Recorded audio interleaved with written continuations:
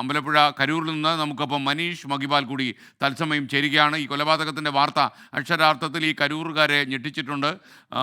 നാട്ടുകാർ അതിനിടയ്ക്ക് മിനി ബാബു ഒരു ചോദ്യം ചോദിച്ചിരിക്കുന്നു. ഇത്രയും നാട്ടുകാരെ അറിയാതെ എങ്ങനെയാണ് ഈ സ്ത്രീയെ ഉള്ളിലേക്ക് അയാൾ കൊണ്ടുപോയത്? എൻ്റെ മിനി ബാബു ഏത് നാട്ടിലാണ് ജീവിക്കുന്നത്?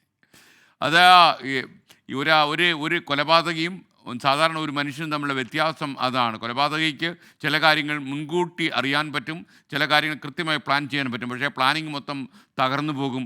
നല്ല തലയുള്ള ഒരു പോലീസ് ഓഫീസർ കാര്യങ്ങൾ അന്വേഷിക്കുമ്പോൾ. വിജയലക്ഷ്മി എന്ന് പറയുന്ന ഈ സ്ത്രീയാണ് കൊന്നു കുഴിച്ചുമൂടി കോൺക്രീറ്റ് ചെയ്തത് എന്നാണ് പോലീസ് കണ്ടെത്തിയിരിക്കുന്നത്. ഈ കരൂരിലെ പ്രതി ജയചന്ദ്രൻ ഇപ്പോൾ പോലീസ് കസ്റ്റഡിയിലാണ്. കരുനാഗപ്പള്ളി പോലീസാണ് ഈ കേസ് അന്വേഷിക്കുന്നത്. ഇപ്പോൾ അമ്പലപ്പുഴയിൽ ഈ കരൂരിൽ അവർ ഏതാനും സമയത്തിനകം എത്തിച്ചേരുമെന്നാണ് നമുക്കറിയാൻ കഴിയുന്നത്. മനീഷ് മഹിപാൽ ചേരുന്നു. 7-ാം തീയതി നടന്ന ഈ കൊലപാതകത്തിൻ്റെ മറ്റെന്തെങ്കിലും വിവരങ്ങൾ നമുക്ക് ലഭിക്കുന്നുണ്ടോ?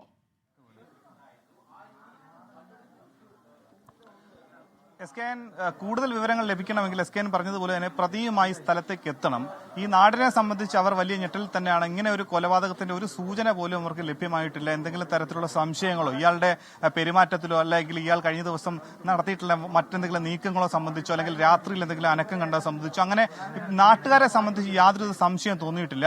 ഈ സംഭവത്തെപ്പറ്റി അമ്പലപ്പുഴ പോലീസുമായി ബന്ധപ്പെട്ടു. പക്ഷേ അമ്പലപ്പുഴ പോലീസും ഈ കരുനാഗപ്പള്ളി പോലീസ് ബന്ധപ്പെടുമ്പോഴാണ് ഇത് സംബന്ധിച്ചുള്ള കാര്യങ്ങളെ സംബന്ധിച്ച് അന്വേഷിച്ചു തുടങ്ങുന്നത് പോലും. അങ്ങനെ യാതൊരുവിധ സംശയം ഉണ്ടാക്കാതെ കൃത്യമായി കൊലപാതകം നടത്തി അതിന്റെ ഗൂഢാലോചന കൂടി നടത്തി അത് മറച്ചുവെക്കാനുള്ള തീവ്രമായ ശ്രമം ഇയാൾ നടത്തിയെങ്കിലും മൊബൈൽ ഫോണുമായി ബന്ധപ്പെട്ട അന്വേഷണത്തിൽ നിന്ന് അത് പൊളിഞ്ഞുപോയി എന്നാണ് നമുക്ക് മനസ്സിലാക്കാൻ സാധിക്കുന്നത്.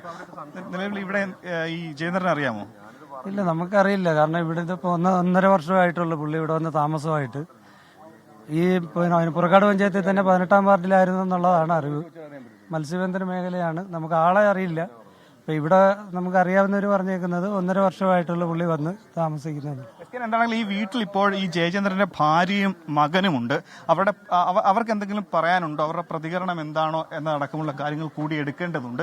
ഈ വീടിനകത്തേക്ക് കയറുകയാണ്. ഇവിടെ എന്താണ് അവർക്ക് പറയാനുള്ള കാര്യം കൂടി അന്വേഷിക്കേണ്ടതുണ്ട്.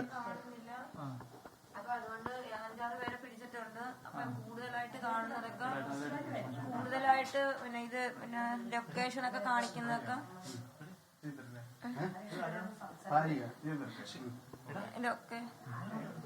ലൊക്കേഷനൊക്കെ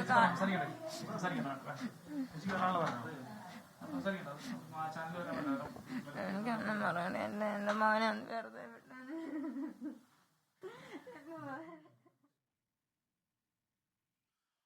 അരുൺരാജ് കൂടി നമുക്കൊപ്പം ചേരുകയാണ്. കരൂരിലാണ് ഈ കൊലപാതകം അരങ്ങേറിയത്. കഴിഞ്ഞ 7-ാം തീയതിയാണ് ഈ വിജയലക്ഷ്മി എന്ന സ്ത്രീയെ പ്ലെയർ കൊണ്ട് തലക്കടിച്ച് കൊലപ്പെടുത്തിയ ശേഷം കുഴിച്ചു മൂടിയിട്ട് അവിടെ കോൺക്രീറ്റ് ചെയ്ത് തെളിവുകൾ നശിപ്പിക്കാൻ ഗൂഢാലോചന നടത്തിയതും അവസാനം ഒരു മൊബൈൽ ഫോണിൻ്റെ ചോട് പിടിച്ച് ഇയാൾ കരുനാഗപ്പള്ളി പോലീസിൻ്റെ കസ്റ്റഡിയിലാകുന്നതും. ജയചന്ദ്രൻ കുറ്റം സമ്മതിച്ചു എന്നാണ് പോലീസ് പറയുന്നത്. കൂടുതൽ വിവരങ്ങൾ എന്താണ് അരുൺരാജ് നമുക്കിപ്പോൾ പ്രേക്ഷകനുമായി പങ്കുവയ്ക്കാൻ കഴിയുന്നത്? പ്രശ്നമില്ല.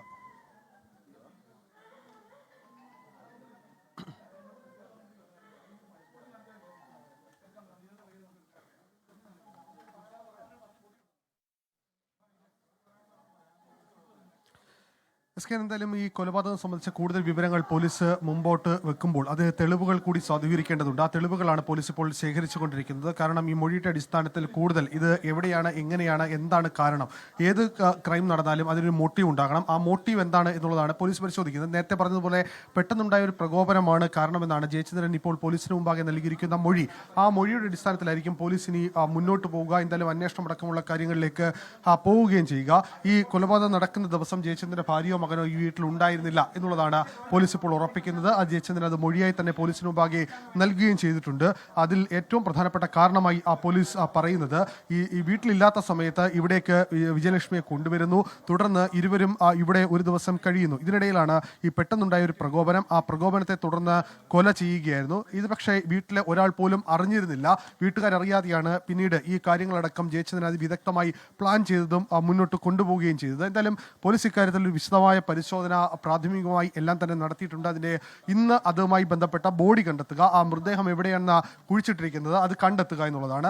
രണ്ടാമതായി പോലീസിന് മുമ്പാകെ എത്തിയിരിക്കുന്ന ഏറ്റവും പ്രധാനപ്പെട്ട വിവരം ഇതുമായി ബന്ധപ്പെട്ട കൂടുതൽ തെളിവുകൾ ശേഖരിക്കുക എന്നുള്ളതാണ്. ഇത് തെളിവുകൾ ശേഖരിച്ചാൽ സ്വാഭാവികമായും പോലീസിന് അടുത്ത കടമ്പയിലേക്ക് കടക്കാം. എന്തായാലും പ്രതി കുറ്റം സമ്മതിച്ചിരിക്കുന്നു എന്നുള്ളതാണ് പോലീസിന് മുമ്പാകെ ലഭിച്ചിരിക്കുന്ന, അല്ലെങ്കിൽ അത് ഏറ്റവും ആശ്വാസകരമായ കാര്യം. ഞാൻ നേരത്തെ പറഞ്ഞതുപോലെ തന്നെ കരുനാഗപ്പള്ളി പോലീസ് അല്പസമയത്തിനകം എത്തും. ഫോറൻസിക് സംഘവുമായി എത്തുകയാണ്. അമ്പലപ്പുഴയിൽ ഇപ്പോൾ ഈ ഫോറൻസിക് സംഘത്തെ കാത്ത് കരുനാഗപ്പള്ളി പോലീസ് നിൽക്കുന്നു എന്നുള്ള വിവരമാണ് നമുക്ക് ലഭ്യമായിട്ടുള്ളത്. എന്തായാലും ഈ വിവരങ്ങൾ കൂടുതൽ ഈ അല്പസമയത്തിനകം പോലീസിൽ നിന്ന് ലഭിക്കും. എന്തായാലും ഈ കരുനാഗപ്പള്ളി പോലീസിന്റെ ഒരു സമയോചിതമായ ഇടപെടൽ, ശ്രമകരമായ ഇടപെടൽ അതൊടുവിൽ ലക്ഷ്യം കണ്ടിരിക്കുന്നു എന്നുള്ളതാണ്. എന്തായാലും ഈ കൊലപാതകം അത് ഏത് സാഹചര്യത്തിൽ എത്ര നിഷ്ഠൂരമായി ചെയ്തു എന്ന കാര്യങ്ങളിലടക്കം പ്രതി പോലീസിന് മുമ്പാകെ കുറ്റസമ്മത മൊഴി നൽകിയിരിക്കുന്നു. എന്തായാലും നാട്ടുകാർക്ക് ജയിച്ചതിനെ സംബന്ധിച്ച് മറിച്ചൊരു അഭിപ്രായമില്ല. കാരണം ഇവരുടെയൊക്കെ നാട്ടിൽ ഏറ്റവും പ്രിയപ്പെട്ടവനായി അല്ലെങ്കിൽ സാധാരണക്കാരനായി നടക്കുന്ന ഒരാൾ, അയാൾ എങ്ങനെയാണ് ഇത്തരം ഒരു കൊലപാതകം ചെയ്തതെന്ന അമ്പരപ്പിലാണ് ഈ നാട്ടുകാരടക്കം ഉള്ളത്. എന്തായാലും ചെയ്തിരിക്കുന്ന പാതകം അത് വളരെ വലുതാണ്, അത് അതിനിഷ്ഠൂരമാണ് എന്ന കാര്യത്തിൽ സംശയവുമില്ല.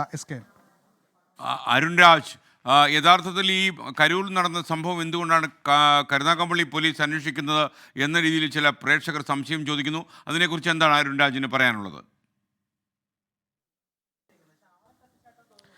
SK സ്വാഭാവികമായി ഇത് പരാതി ലഭിച്ചത് കരുനാഗപ്പള്ളി പോലീസിനാണ്. ഒരു മിസ്സിംഗ് പരാതിയാണ്. കരുനാഗപ്പള്ളി സ്വദേശിയെ കാണാനില്ലെന്ന മിസ്സിംഗ് പരാതിയാണ് പോലീസിന് മുമ്പാകെ എത്തുന്നത്. ആ പരാതി അന്വേഷിക്കുക കരുനാഗപ്പള്ളി പോലീസാണ്. പക്ഷേ ആ പരാതിയിൽ ഇനി എന്താണ് നടപടി? ഇനി ഫോർവേഡ് ചെയ്യണം. സ്വാഭാവികമായും ക്രൈം നടന്നിട്ടുള്ള ക്രൈം സീൻ എന്ന് പറയുന്നത് അമ്പലപ്പുഴ പോലീസിന്റെ പരിധിയിലാണ്. സ്വാഭാവികമായും ഇനി കേസ് കൈമാറുക എന്നുള്ളത് അമ്പലപ്പുഴ പോലീസിന്റെ ഉത്തരവാദിത്തമാണ്, അല്ലെങ്കിൽ അമ്പലപ്പുഴ പോലീസിന് കൈമാറുക എന്നുള്ളത് കരുനാഗപ്പള്ളി പോലീസും രണ്ട് ജില്ലകൾ തമ്മിലുള്ള വ്യത്യാസം കൂടിയുണ്ട്. അത് പോലീസ് ആലോചിച്ച് ചെയ്യും. അതിന്റെ ഒരു നിയമപരമായ അല്ലെങ്കിൽ സാങ്കേതികപരമായ പ്രശ്നങ്ങൾ മാത്രമേ ഉള്ളൂ. അതിനപ്പുറം ഇക്കാര്യത്തിൽ ഒരു മിസ്സിംഗ് പരാതിയിൽ അത് കൊലപാതകമാണെന്ന് കണ്ടെത്തുന്നതുവരെ കരുനാഗപ്പള്ളി പോലീസ് നടത്തിയ അന്വേഷണം, ആ കണ്ടെത്തിയ സ്വാഭാവികമായും അതിന്റെ നടപടിക്രമങ്ങൾ എന്തായാലും അമ്പലപ്പുഴ പോലീസിനെ ഈ കരുനാഗപ്പള്ളി പോലീസ് സംഘം അറിയിച്ചിട്ടുണ്ട്. ഇതുമായി ബന്ധപ്പെട്ട് ഇനി ഇവിടേക്ക് എത്തുമ്പോൾ തങ്ങൾക്ക് ലഭിച്ച പരാതിയിൽ അയാൾ മരണപ്പെട്ടിരിക്കുന്നു, അയാളെ കൊല ചെയ്യപ്പെട്ടിരിക്കുന്നു, അത് ഇതുമായി ബന്ധപ്പെട്ട് തങ്ങൾ പിടിച്ച പ്രതി ഇങ്ങനെയാണ് തങ്ങളോട് പറഞ്ഞിട്ടുള്ളത്, അതുമായി ബന്ധപ്പെട്ട വിവരങ്ങളായിരിക്കും ഇന്ന് കൈമാറുക. എന്തായാലും ഫോറൻസിക് ഈ ബോഡി കണ്ടെത്തുന്നവരെ ഇതുമായി ബന്ധപ്പെട്ട വിവരങ്ങൾ പോലീസ് തേടുക കൂടി ചെയ്യുമെന്ന കാര്യത്തിൽ സംശയമില്ല. എന്തായാലും ഇക്കാര്യത്തിലടക്കം കരുനാഗപ്പള്ളി പോലീസും അമ്പലപ്പുഴ പോലീസും അടക്കം സംയോജിതമായി കൂട്ടിച്ചേർന്നുകൊണ്ടായിരിക്കും ഇക്കാര്യത്തിൽ തീരുമാനമടക്കം ഉണ്ടാവുക.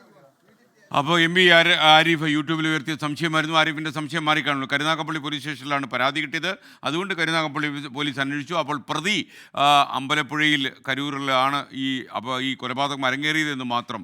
എന്തായാലും ഈ നാടിനെ നടക്കുന്ന ഒരു വാർത്തയാണ്. കരൂരിലെ ജനങ്ങളൊക്കെ ഞെട്ടിപ്പോയി, നമ്മളും ഞെട്ടിപ്പോയി. കാരണം ഇത്തരം ദൃശ്യം മോഡലാണ് എന്ന് പറയുന്നെങ്കിലും ആ മോഡലിന് അപ്പുറമുള്ള ഒരു കൊലപാതകമാണ് നടന്നിരിക്കുന്നത്. പ്ലെയർ വെച്ച് അടിക്കുക, മണ്ട പൊട്ടിക്കുക, ഇതിന് കുഴിച്ചു മൂടുക, അതിൻ്റെ മുകളിൽ കോൺക്രീറ്റ് ചെയ്യുക, ഇതൊക്കെ നമ്മുടെ നാട്ടിൽ നടക്കാത്ത കാര്യങ്ങളാണ്. വളരെ അപൂർവ ഒറ്റപ്പെട്ട കേസുകൾ മാത്രമേ ഇത്തരം സംഭവങ്ങൾ നടക്കാറുള്ളൂ. അതുകൊണ്ട് തന്നെ നമ്മുടെ നാട്ടിൽ പല ആളുകളും ഈ വാർത്ത അറിയുമ്പോൾ ഷോക്കേറ്റ് കാണും.